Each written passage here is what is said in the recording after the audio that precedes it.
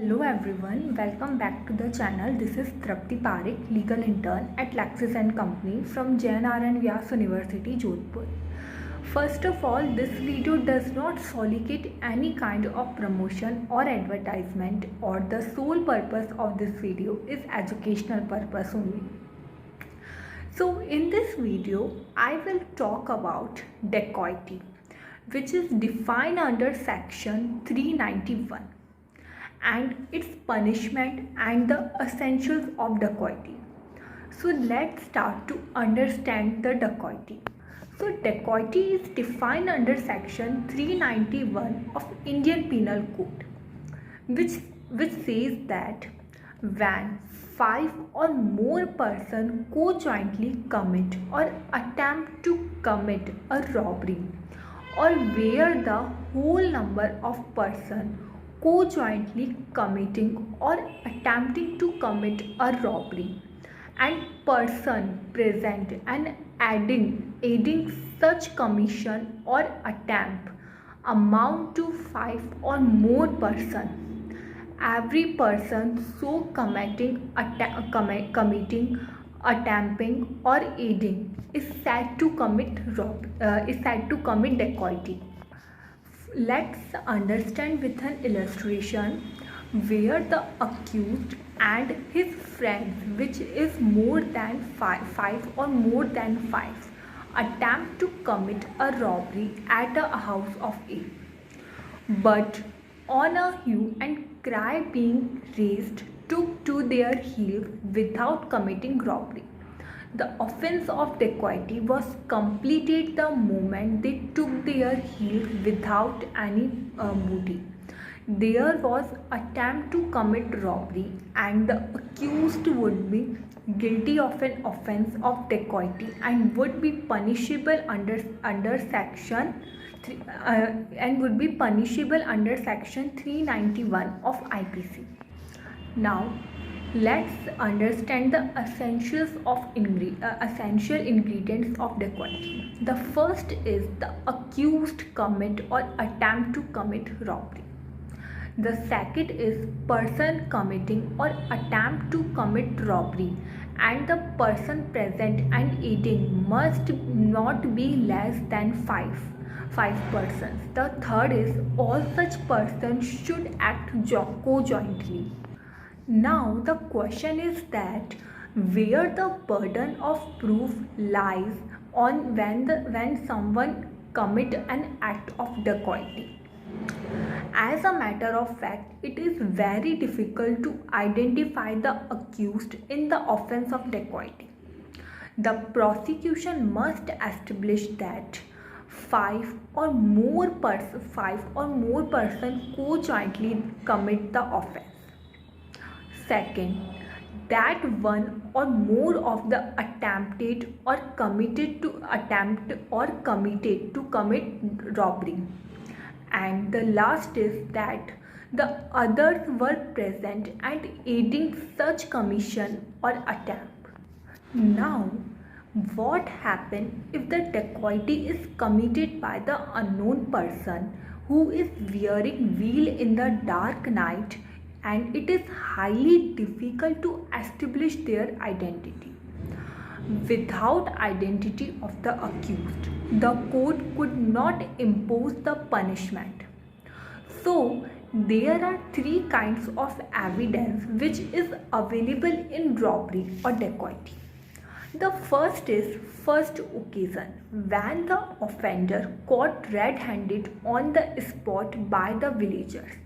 It is somewhat difficult in majority dacoity. The reason is that the villagers or the residents do not wear the weapons. In the second occasion, when the wrongdoer are arrested in some other cases and they are disclosed their previous offences during the interrogation and investigation by the police in other cases. The third occasion arises when the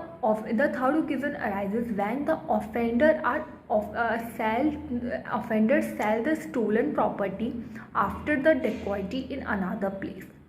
such property and those accused are caught red-handed. The punishment for the dacoity is defined under section 395, which said that whoever commit the dacoity shall be punished with imprisonment for a life or with a rigorous imprisonment for a term which may extend to 10 years and shall also be liable to fine. Now, the offences under section 395 of Indian Penal Code is cognizable offence, non-bailable offence, non-compoundable offence and triable by the court of section. Now, section 396 says that dacoity with murder. If any one of 5 or more persons who are co-jointly committing dacoity commit murder in so committing dacoity, every one of those persons shall be punished with a death or imprisonment for life or rigorous imprisonment for a term which may extend to 10 years and shall also be liable to fine. Section 396 of Code fixes jointly liability on all the persons causing murder who co-jointly commit dacoity.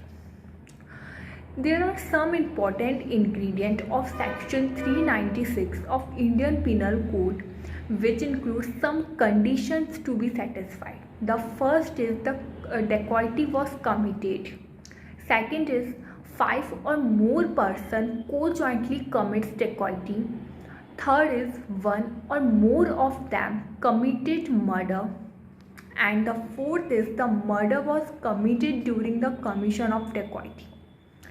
The classification of offence in section 396 was cognizable, non-bailable offence and non-compoundable offence and the offence triable by the court of session. Now section 397, robbery or dacoity with attempt to cause death or grievous hurt. If at the time of committing robbery or dacoity the offender uses any deadly weapon or causes grievous hurt to any person or attempt to cause death or grievous hurt to any person, the imprisonment with which such offender shall be punished with not less than 7 years. The ingredients of section 397 are: first, the robbery or dacoity must be committed. The accused used deadly weapons or caused grievous hurt or attempt to cause death. And the third is during commission of the robbery or dacoity, such weapon was used. The offences which include in section 397 are cognizable offence, non-bailable offence, non-compoundable offence and the offence triable by the court of session. Now section 398 says attempt to commit robbery or dacoity when armed with deadly weapons. Section 399 says that making preparation to commit dacoity. Section 400, punishment belonging to gang of dacoity. Section 401, punishment for belonging to gang of thieves. And section 402, assembling for purpose of committing dacoity. So, in this video, I will talk about dacoity and the sections and the other sections which includes in dacoity. I hope you like my video. Please like, subscribe and comment. Thank you for watching.